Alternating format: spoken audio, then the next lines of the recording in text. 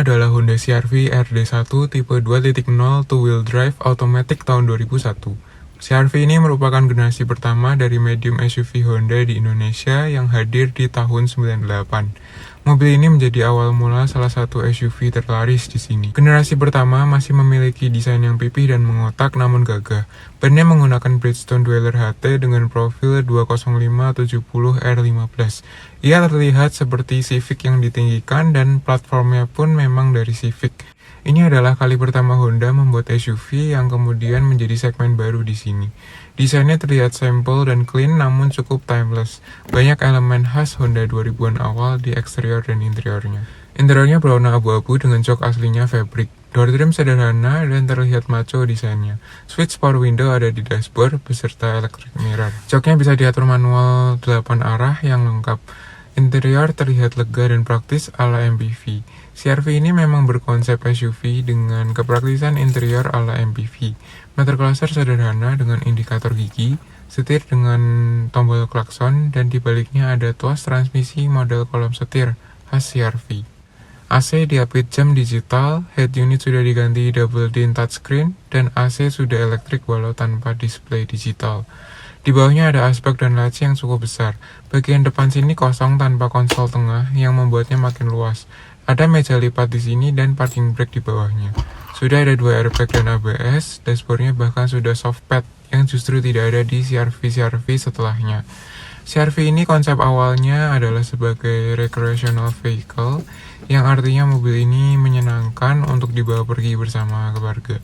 Interiornya tidak seperti SUV, melainkan lebih ke MPV yang lega dan praktis serta fleksibel. Di belakang pun tetap banyak ruang penyimpanan. Ruang kaki sangat lega dan ruang kepala juga lega, padahal mobil ini tergolong kompak. Jok belakang empuk dan nyaman, serta ukurannya besar walau support ujung paha terlalu rendah. Sudah ada headrest adjustable, seat belt, dan armrest tengah. Tampilan dashboard dari belakang terlihat rapi dan simple, serta familiar. Lantainya rata karena mobil ini berpenggerak roda depan.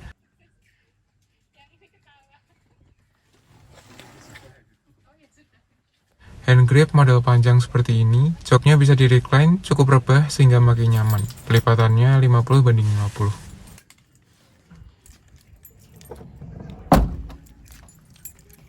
Kita buka kaca bagasinya lewat tombol ini. Desainnya justru terlihat makin manis di usianya makin tua sehingga banyak yang tertarik untuk restorasi mobil ini menjadi mobil koleksi. Rem belakang masih tromol. Pintu bagasi mobil ini unik, terbagi dua, atas dan bawah.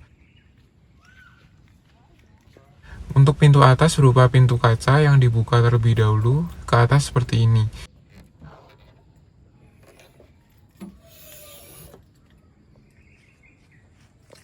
Baru pintu bawah dibuka ke samping seperti ini. Bagasinya luas dan rata, bisa diperluas dengan melipat jok tengah. Jok belakang ini sangat tidak layak diduduki dan lebih baik untuk tidak digunakan. Kapasitas bagasi CR-V memang sudah sangat lega sejak dulu. Untuk menutup pintu bawah ditutup terlebih dahulu baru pintu kaca ditutup. Ban serep CR-V 2 generasi awal masih di pintu seperti ini. Sudah ada wiper dan rear defogger. Pintu kaca ini sangat memudahkan jika ingin mengakses bagasi secara cepat di tempat yang terbatas.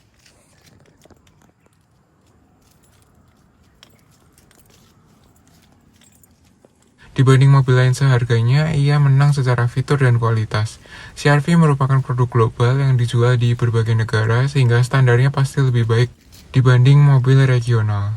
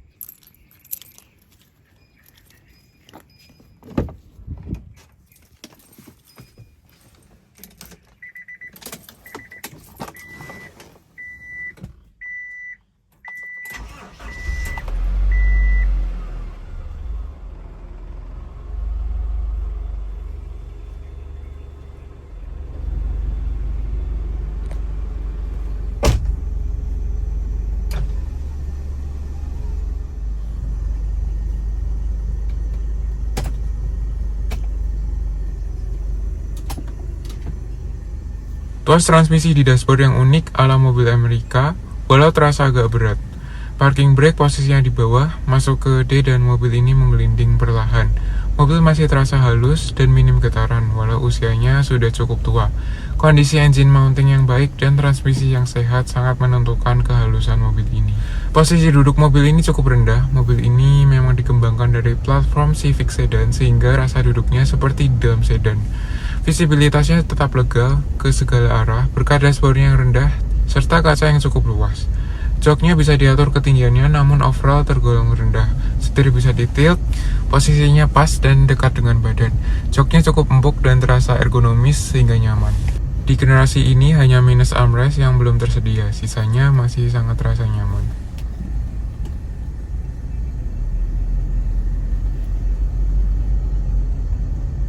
Peredaman mobil ini biasa saja, baik suara luar dan suara mesin masih terdengar khas Honda. Sudah menjadi karakteristik Honda, di mana road noise juga masuk ke kabin. Mesin mobil ini 2000 cc yang belum mengadopsi teknologi VTEC, namun dia sudah injeksi. Mesin ini terasa halus dan minim masalah. Tenaganya kuat di putaran atas, sedangkan di putaran bawah biasa saja. Namun sudah sangat cukup untuk di dalam kota. Memang ketika menanjak, torsinya terasa kecil.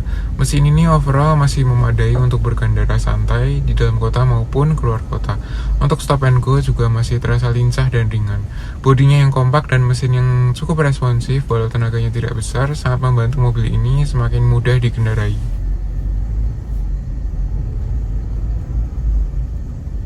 Transmisinya 4-speed konvensional yang sederhana, tidak ada kendala di transmisi otomatis ini walau usianya sudah tua, karena memang semuanya tergantung dari perawatan dan penggunaan. Perpindahan giginya masih halus dan tidak ada jeda berlebihan. Tidak ada juga hentakan kasar ketika berpindah gigi. Transmisi ini masih bekerja normal dan cukup pintar dalam memilih gigi. Rasionya hanya 4-speed memang membuatnya terasa biasa saja performanya, namun overall masih memadai.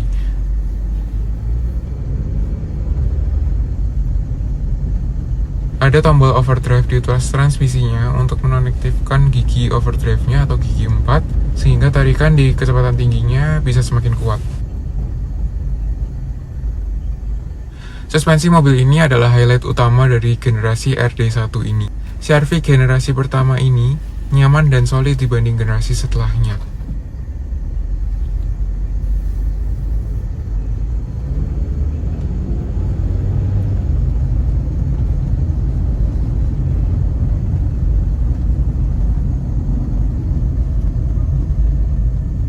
Suspensinya empuk dan bantingannya enak.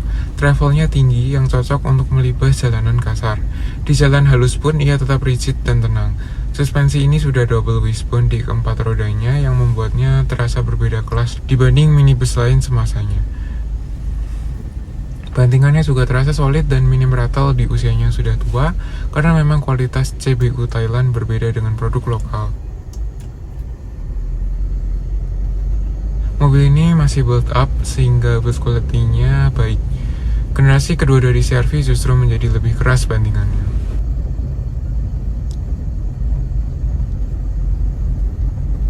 Handling mobil ini termasuk enak. Platform yang rendah ala sedan memang sangat membantu, walau ia cukup tinggi ground clearance-nya.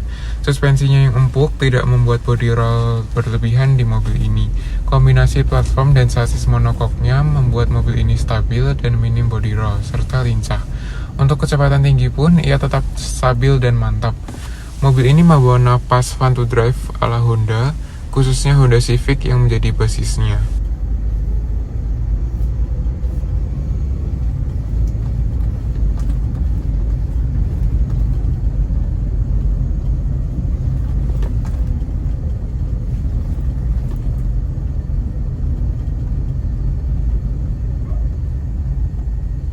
Overall, mobil ini sangat layak untuk dipertimbangkan untuk Anda yang mencari mobil matic terjangkau.